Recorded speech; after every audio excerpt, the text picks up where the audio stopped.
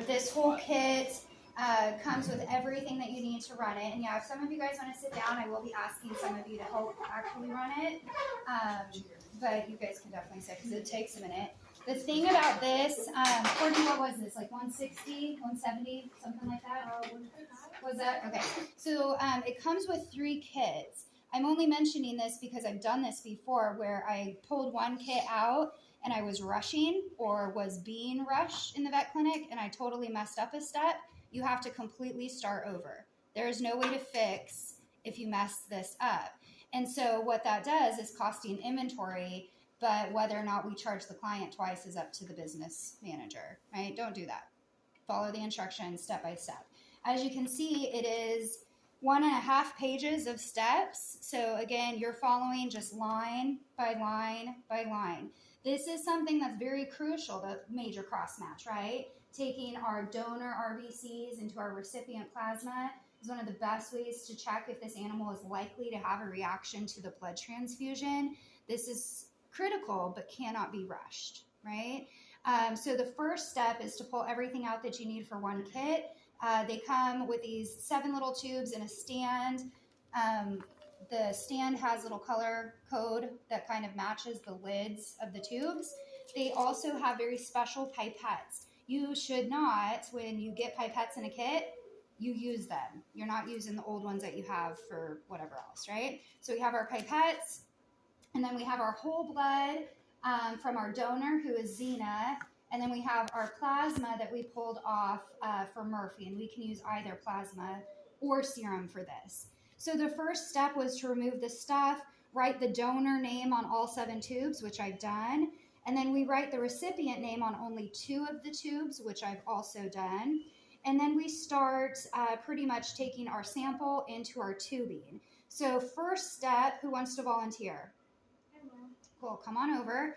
You're going to take a pipette and you're going to take 2 drops of your whole blood, so your purple top, and you're going to place the 2 drops straight up and down, right, into our blood prep tube. That is the blue top.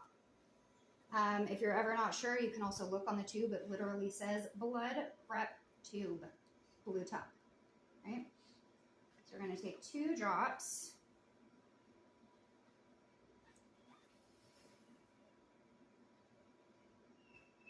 Straight up and down.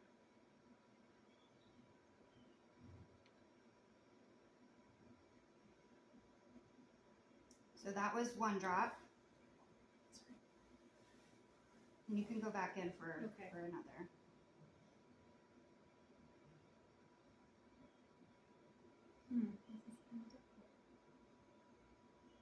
So usually you're squeezing more from the top to just kind of get the pressure behind it. It's okay. You can touch the material. We'll take that. Okay. I just saw it slide in. Yep, that's. All right, and then it says gently invert several times to mix it thoroughly, then place it back into its spot in the tube. Thank you, Haley. Yes. Next step, we're going to take 4 drops of our recipient plasma into our yellow top reaction tube. Come on up. Are we just opening each Yes, time? each time we're using a brand new pipette. You're going to take that into our yellow top reaction tube. Reaction tube, completely yellow. Thank you so much. 4 drops, and you probably have to go in 4 times. Sorry.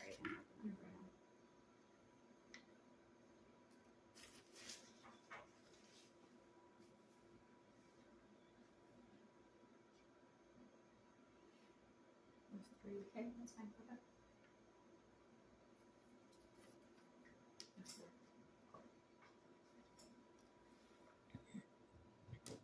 And then you'll just put him back in his little hole.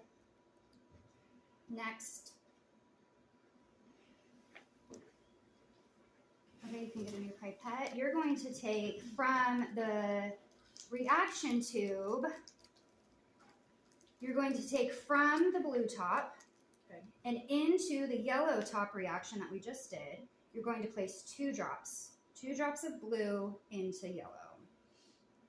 I think what I did at the time was I knocked a tube over, and there was no way to start over from that except for go back, get a new kit, start over, and hope to God you've got enough of your sample. 2 drops. Beautiful. Replace the cap, gently invert several times. If you want to just leave him out, we're going to be working with him for a minute. Next.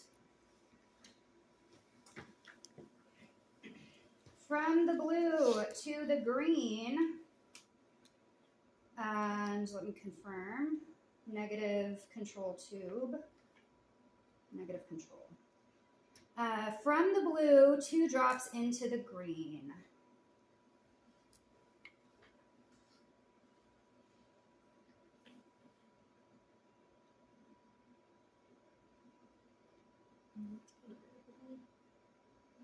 These are the wonkiest pipettes I've probably ever seen. They Yeah. really are. Like, I wasn't a fan.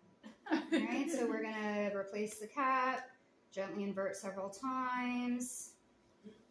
Next.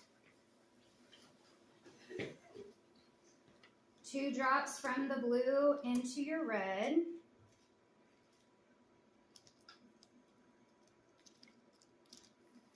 And here, after this step, we just have to let everything sit for 5. So we'll talk a little bit more about what we're looking to accomplish with this from a testing standpoint. Are we gonna do Army Navy style? We will, yes. 2 drops, please. Straight up and down. That's really important for measurements, guys. Because the drops could come out different size. They do come out different size. Okay, so we're going to invert several times to mix. If you want to pause. The yellow reaction to the clear top yellow border, we're going to transfer 1 drop. So we're going from 2.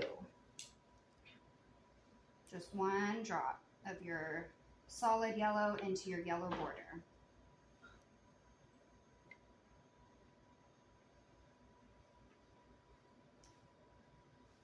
Okay, very good. Little cap. We are not inverting because these border color ones are the gel tubes that we're looking for, seeing if the blood actually goes through. Yeah, you can pop him back in. Okay, next. Next is going to be from red solid to red border. 1 drop. Oh, shit. Skipped one. It's fine. Just go ahead. We'll do the green next. It was supposed to be green, then red. See? A lot of steps. There's a billion, it seems like. But will that affect it? It won't. Oh, I'm so sorry. It's okay. I should have done it first. No, this won't. This piece won't. Thank God. Just like mixing in the right order. Yeah, exactly. Yeah, setting it up is the most important thing. So now we have our yellow border, red border. Last person is going to take from the green solid to the green border, and then we'll have all 3 gel tubes ready to roll out. 1 drop only, please.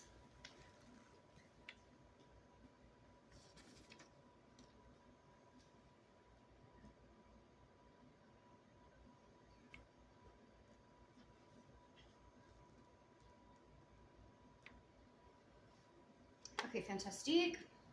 And now we're going to take our 3 color bordered gel tubes to our centrifuge. So this is our red, green, and yellow. You can see how the cells or blood is kind of just sitting at the top now. Mm-hmm. So this is what we're going to see. Does that change through centrifugation? Okay. Right?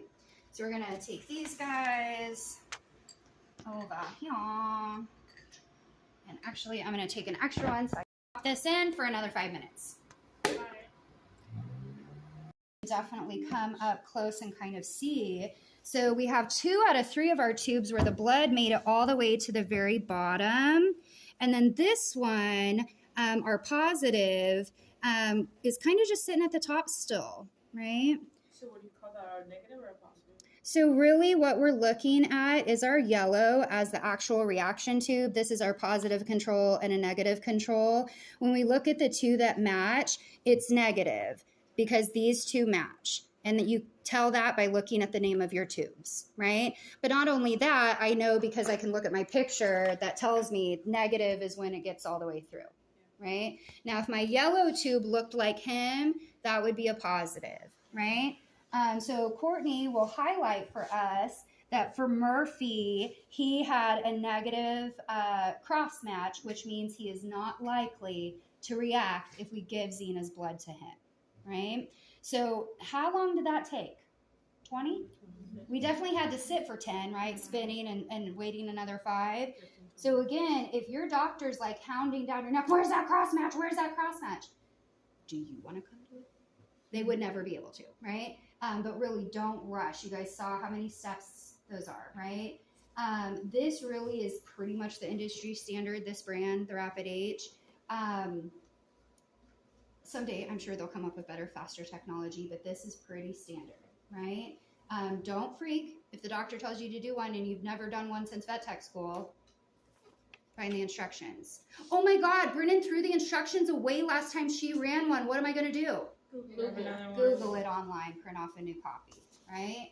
We're problem solvers, vet techs, aren't we? Questions, comments?